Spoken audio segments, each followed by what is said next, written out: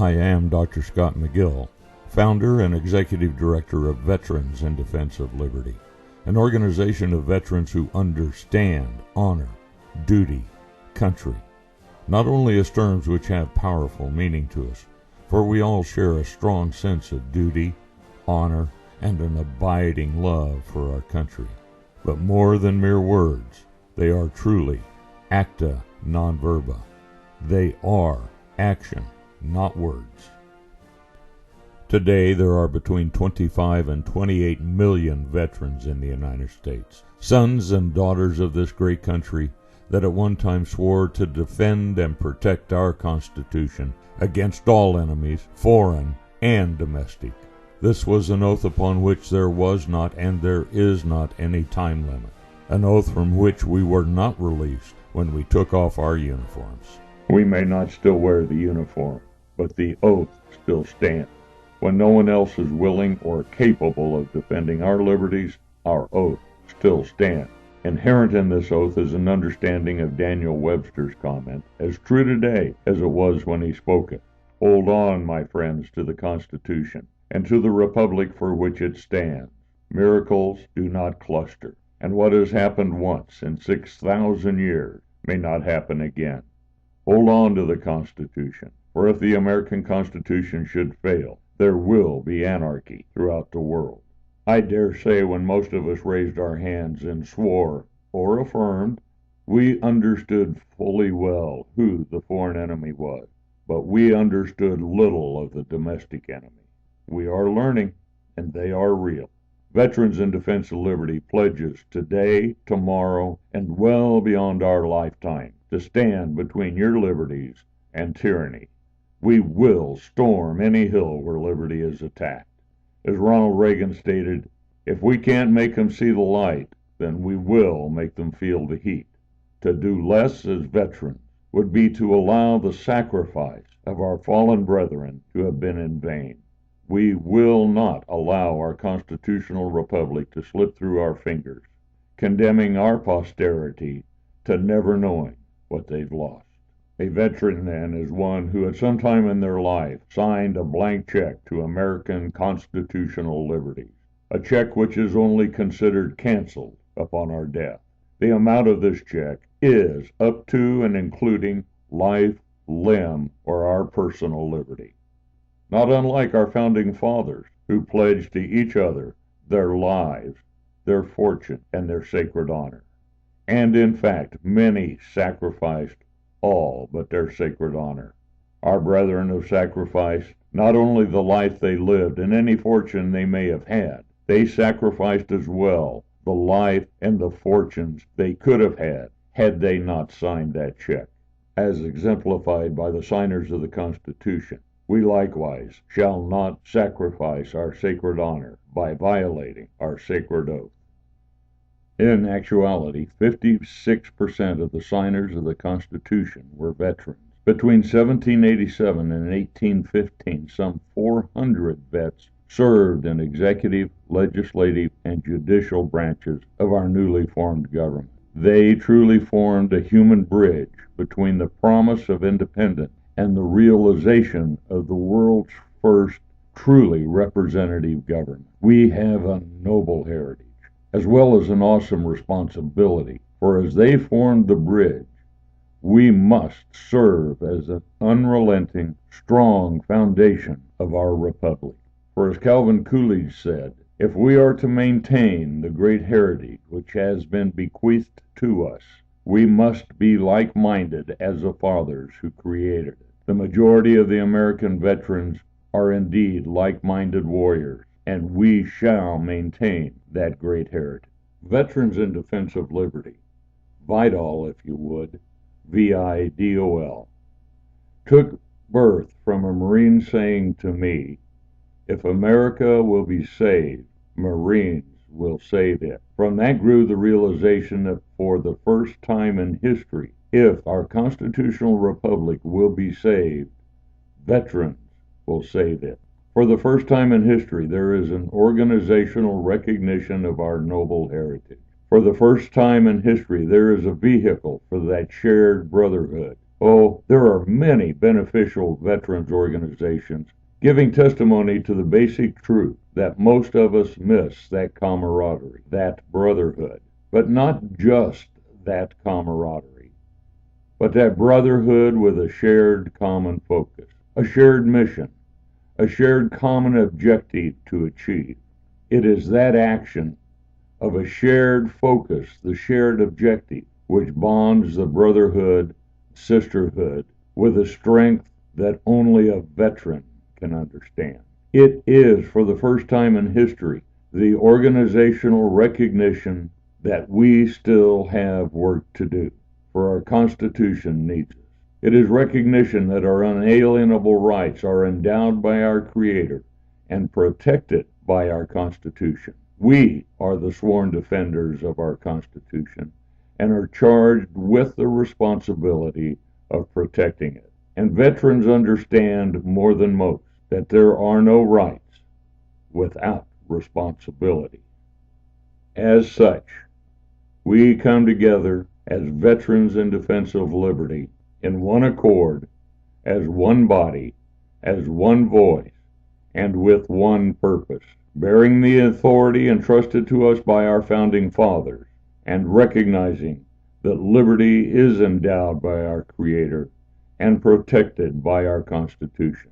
We pledge to protect ourselves, each other, our posterity, our states, and our country by defending the Constitution as a contract, not a living document, from all abuses of power, violations, and tyrannical acts, from within or from without our nation and our government.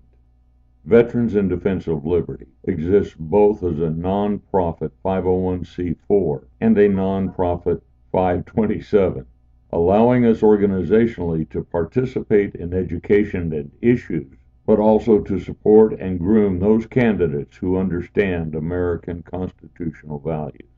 In so doing, however, we are not about party, we are about country, and it is this organizational makeup which allows us to hold their feet to the fire. One of our many great strengths is that we are a bi-directional organization.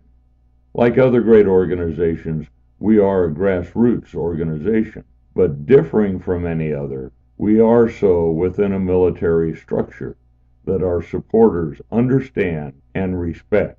It is this bi-directionality, if you would, that allows us to storm any hill where liberty is attacked. You can see the nation is divided into 8 divisions. Each division is composed of several states or regiments. Each state is further divided into its congressional districts or battalions, and each battalion will be divided as necessary into individual companies, as best defined by population and geography.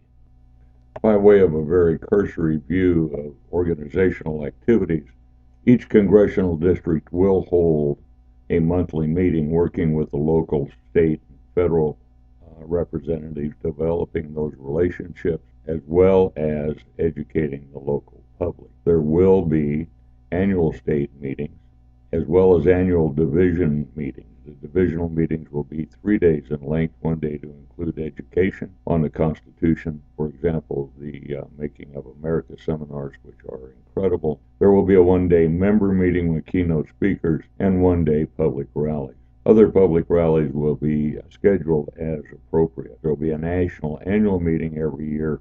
Particular interest, every state capital as well as the nation's capital, while legislation is in session, will have 2 to 4 veterans of defense of liberty members walking the Capitol, talking with representatives, developing that relationship, and holding their feet to the fire. A very abbreviated portion of our mission statement, but a portion around which all else revolves. First, we will indeed maintain the integrity of our republic based upon correct moral and constitutional principles, and we will then use these principles as a criterion of accountability for our elected officials. Secondly, following the premise of Abraham Lincoln when he said, "We, the people, are the rightful masters of both Congresses and the court," not to overthrow the Constitution, but to overthrow the men who would pervert the Constitution. Following that stated principle, we will identify and oppose those individuals, groups, and agendas that would knowingly or otherwise bring about the loss of our freedoms and the destruction of our republic through the violation of the Constitution and the erosion of the traditional founding values and morals. It doesn't take a rocket scientist to understand that if we have 25 million veterans in the United States, and suppose we can only get 8% of those to join, that's still 2 million veterans. 2 million veterans at $30 a year membership is $60 million a year. Organization plus 2 million veterans plus $60 million a year. Those that would destroy the sacred fire of liberty and the destiny of the republic model of government have never seen that dedicated a group of individuals with that much funding stand up and say, no more. Here is the line in the sand. We are taking back our constitutional republic.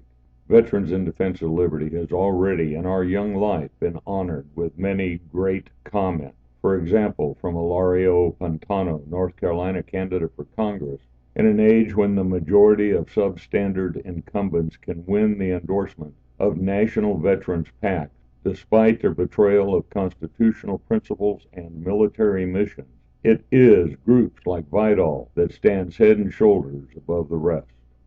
I am bolstered by their support and emboldened by our shared mission to promote conservatism in the tradition of our founding fathers and to maintain the integrity of our republic. Or from Sharon Angle, United States Senate candidate, your goal of protecting our Constitution in these very trying times, led by veterans, is indeed a high-water mark for this country. Todd Young, Congressman-elect. As a Naval Academy graduate and prior service Marine, I am proud to stand shoulder to shoulder with principled men and women of Veterans in Defense of Liberty. Or Chris Kabak, with our liberties being so seriously challenged today, I am pleased that VIDOL continues to recognize the importance of their oath and is standing strong to defend our Constitution and the American way of life. I anticipate working with these men and women of principle as we all continue to defend traditional American conservative values, our sovereignty, and our Constitution. Commit to the cause. Join with us, and I assure you we shall do all that is possible so that history will say of us, as Madison said of the signer, there never was an assembly of men and women charged with a great and arduous trust who were more pure in their motives or more exclusively or anxiously devoted to the object committed to them, the defense of the Constitution of the United States of America. I am reminded of the admonition of Winston Churchill. If you will not fight for right when you can easily win, if you will not fight when your victory is sure and not too costly, you may come to the moment when you will have to fight with all the odds against you, only a precarious chance of survival. You may have to fight when there is no hope for victory at all, because it is better to perish